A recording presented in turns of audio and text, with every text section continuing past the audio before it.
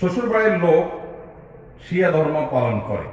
আমি সে বাড়িতে বউ হয়ে এসেছি, কিন্তু আমার বাবা মা জানতো না যে তারা সে ধর্মের। এখন শ্বশুর বাড়ির লোকের সাথে আমার মেলে না। সংসারে শান্তি বজায় রাখার জন্য আমার এখন কি করা উচিত? শিয়াদের অনেকগুলো গ্রুপ আছে, গোষ্ঠী আছে। শিয়াদের কিছু গ্রুপ আছে, গোষ্ঠী আছে, তারা মুসলমানই না, ইসলামের গণ্ডি থেকেই খারেজ। তাদের সাথে বিবাহ হলেও সেই বিবাহ বাতিল, সঠিক নয়। বিরাট দ্রুততার সাথে এখান থেকে সরে যেতে হবে এবং অন্যত্র বিয়ের চিন্তা করতে হবে।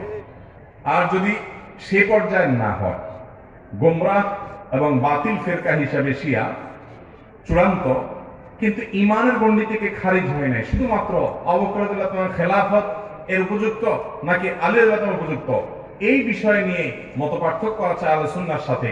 কোরআনের পারা সংখ্যা নিয়ে কোনো সন্দেহ নাই। আম্মাজান আয়েশার চরিত্রের সম্পর্কে কোরআন সার্টিফিকেট দিয়েছে, সেটা নিয়ে সন্দেহ নাই। কোর ইমান যাওয়ার মতো যে জায়গাগুলো, সেরকম কোনো জায়গা ঝামেলা নাই। যেসব শিয়াদের, এরকম শিয়াদের সাথে বিয়ে হয়, তাহলে বিয়ে বাতিল হয়েছে বলা যাবে না, কিন্তু এখানে আপনার বনিবনা হচ্ছে না, হবে না। আপনার এবং ভবিষ্যৎ প্রজন্মের ইমান আকীদা নষ্ট হবে। অতএব আপনি আপনার অভিভাবকদেরকে এখন আর লুকাবার সুযোগ নেই, তাদের সাথে আলাপ আলোচনা করে বিবাহ বিচ্ছেদের এখানে উদ্যোগ গ্রহণ করতে হবে, যদি তাদের হেদায়েতের আশা করা না যায়। আপনার প্রশ্ন থেকে বোঝা গেছে যে আপনি জুলুমে আছেন। আল্লাহ তাআলা আপনাকে উদ্ধার করুন।